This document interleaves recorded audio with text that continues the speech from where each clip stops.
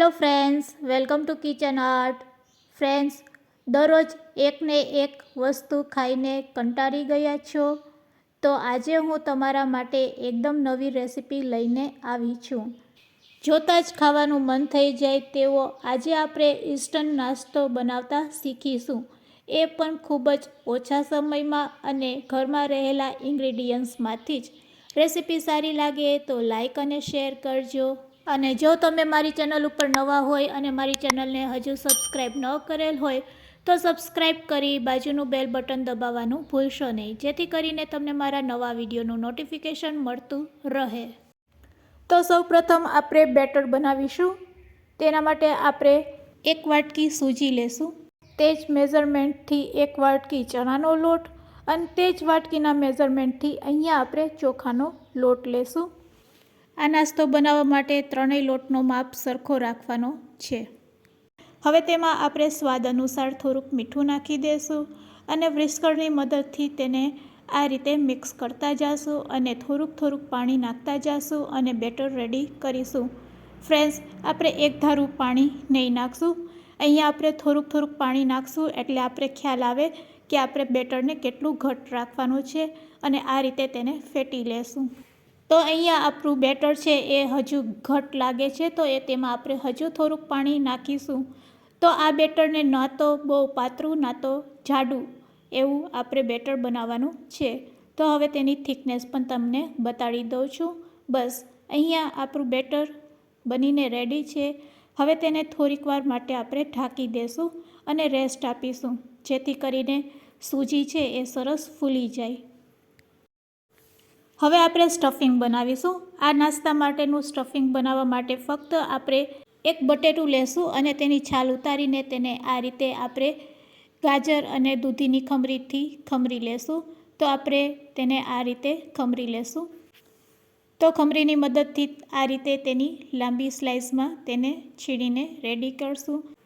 તો સરસ બટેટાનું છીણ રેડી થઈ ગયું છે. ફ્રેન્ડ્સ, ફક્ત એક બટેટામાંથી જ આજે આપણે આ નાસ્તો બનાવીશું. તો ચાલો હવે આપણે ગેસની ફ્લેમ ચાલુ કરીશું અને એક કડાઈમાં આપણે થોડુંક તેલ એડ કરીશું. તેલ સારું એવું ગરમ થઈ જાય એટલે તેમાં આપણે અડધી ચમચી જીરું એડ કરી દઈશું.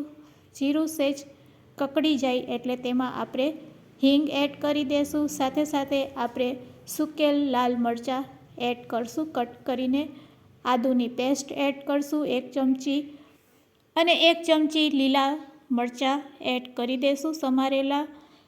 સાથે આપણે લીલા વટાણા પણ એડ કરશું 2 થી 3 ચમચી જેટલા અને બધીને સારી રીતે મિક્સ કરી લેશું. અને હવે તેમાં આપણે બટેટાના છીણને એડ કરી દઈશું. ફ્રેન્ડ્સ, અહીંયા મેં બટેટાના છીણને સારી રીતે ધોઈ લીધેલા છે, જેથી કરીને તેમાં રહેલા સ્ટાર્ચને આપણે દૂર કરી શકીએ. હવે તેને પણ આપણે આ રીતે મિક્સ કરી લેશું બધા મસાલા સાથે અને થોડીક વાર તેને ઢાંકી દેશું. લીડથી થોડીક વાર ઢાંકી દેશું એટલે બટેટું છે એ સરસ ચડી જશે. વચ્ચે એકાદ વાર લીડને ખોલીને ચેક કરી લેવાનું કે બટેટું ચડી ગયું છે કે નહીં. તો હવે આપણા બટેટા સરસ ચડી ગયા છે. તો તેમાં આપણે લાલ મરચું પાવડર, હળદર પાવડર અને સ્વાદ અનુસાર મીઠું થોડુંક નાખી દઈશું. મીઠું નાખ્યા પછી તેમાં આપણે ગરમ મસાલો અને ચાટ મસાલો એડ કરીશું. તો આ બંને વસ્તુથી સ્વાદ ખૂબ જ સરસ આવે છે સ્ટફિંગનો. તો બસ હવે કોથમીર નાખી અને સ્ટફિંગને આપણે સારી રીતે આ રીતે હલાવી લેશું. તો ફ્રેન્ડ્સ, અહીંયા આપણું સ્ટફિંગ બનીને રેડી છે. તો હવે આપણે ગેસની ફ્લેમ બંધ કરી દઈશું અને સ્ટફિંગને આપણે સાઈડમાં રાખી દઈશું. હવે આપણે બેટરને પણ ચેક કરી લેશું. 10 મિનિટ થઈ ગઈ છે. તો હવે આપણું બેટર પણ એકદમ કંઈક આ પ્રકારનું થઈ ગયું છે. સૂજીના લીધે આપણું બેટર છે એ થોડુંક થીક થઈ ગયું છે. તો હવે તેમાં આપણે દહીં એડ કરી દઈશું 2 ચમચી જેટલું. અહીંયા આપણે ફ્રેશ દહીં લેશું. તમે ખાટું દહીં પણ એડ કરી શકો છો અને આ દહીંને તમે પહેલાં પણ એડ કરી શકો છો. પાણીની જગ્યાએ થોડુંક દહીં પણ તમે વાપરી શકો છો અથવા તો છાશ પણ વાપરી શકો છો. તો આપણે દહીંને સારી રીતે આ રીતે મિક્સ કરી લેશું બેટરમાં. ફ્રેન્ડ્સ, આ નાસ્તાને જો તમારે મોર્નિંગમાં બનાવવો હોય તો આ બેટરને તમે રાતે પણ આ રીતે તૈયાર કરી શકો છો. રેડી કરેલા આ બેટરમાં હવે આપણે બેકિંગ સોડા એડ કરી દઈશું, અડધી ચમચી જેટલી, અને બેટરને સારી રીતે હલાવી લેશું. તો હવે આપણું બેટર રેડી છે. ચાલો હવે આપણે ગેસ ચાલુ કરીશું. અને આ નાસ્તાને આજે આપણે કડાઈમાં બનાવીશું.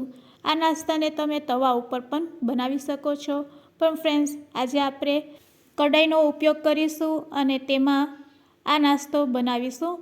તો ફ્રેન્ડ્સ આ નાસ્તાને તમે ઇન્સ્ટન્ટ બન ઢોસા કહી શકો છો. તો કડાઈમાં થોડુંક આ રીતે તેલ એડ કરી અને તલ સ્પ્રેડ કરી પછી આપણે 1 ચમચા જેટલું તેમાં બેટર એડ કરશું.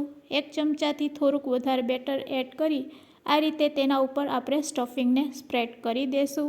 સ્ટફિંગનો ભાગ બિલકુલ ન દેખાય તે રીતે તેના ઉપર આપણે બેટરને ફરીથી આ રીતે સ્પ્રેડ કરીશું. તો ફ્રેન્ડ્સ તમે હવે જોઈ શકો છો કે આપણું ઢોસાનું બન છે એ એકદમ સરસ લાગી રહ્યું છે.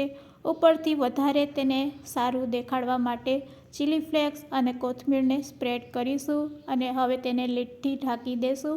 ગેસની ફ્લેમ એકદમ લો રાખવાની અને લો ફ્લેમ ઉપર જ તેને ચડવા દેશું. એક બાજુ આ રીતે ચડી જાય એટલે તેને આપણે ચાકુ અને તવેથાની મદદથી પલટાવી લેશું. જો ફ્રેન્ડ્સ કેટલું મસ્ત લાગી રહ્યું છે. બસ ફરીથી આપણે લીડથી ઢાંકી દેશું અને લો ફ્લેમ ઉપર બીજી સાઈડ પણ પાકવા દેશું. તો આ રીતે બંને બાજુ સારી રીતે પાકી જાય એટલે તેને આપણે કાઢી લેશું. અહીંયા આપણે તેલનો ઉપયોગ કરી શકીએ છીએ. ઉપરથી ફરીથી આ રીતે તમે તેલ સ્પ્રેડ કરી શકો છો અને બંને બાજુ સારી રીતે તેને પકાવી લેશું. તો ફ્રેન્ડ્સ આપણો એક બન ઢોસા બનીને રેડી છે. તેને આપણે પ્લેટમાં કાઢી લેશું. તે જ રીતે હવે બધા બેટરમાંથી આપણે આ રીતે આ નાસ્તો બનાવીને રેડી કરીશું. તો ફ્રેન્ડ્સ તમે જોઈ શકો છો કે આ નાસ્તો દેખાવમાં કેટલો સરસ લાગી રહ્યો છે. જેટલો દેખાવમાં સારો લાગે છે ખાવામાં પણ એટલો જ ટેસ્ટી લાગે છે. તો હવે તેને સર્વિંગ પ્લેટમાં લઈ લેશું અને તેને ગ્રીન ચટણી અને રેડ ચટણી સાથે સર્વ કરીશું. તો ફ્રેન્ડ્સ રેડી કરેલા આ નાસ્તાને કટ કરીને પણ બતાવું છું કે તેનું અંદરનું સ્ટફિંગ કેટલું મસ્ત લાગી રહ્યું છે. તો ફ્રેન્ડ્સ જેટલો નાસ્તો દેખાવમાં સારો છે તેટલો જ ખાવામાં પણ ટેસ્ટી લાગે છે. તો આજની આ રેસીપી તમને કેવી લાગી ફ્રેન્ડ્સ તે જરૂરથી મને કમેન્ટ્સમાં કહેજો અને રેસીપી સારી લાગી હોય તો શેર કરવાનું ભૂલશો નહીં. Thanks for watching. ફરી મળીશું એક નવી રેસીપી સાથે.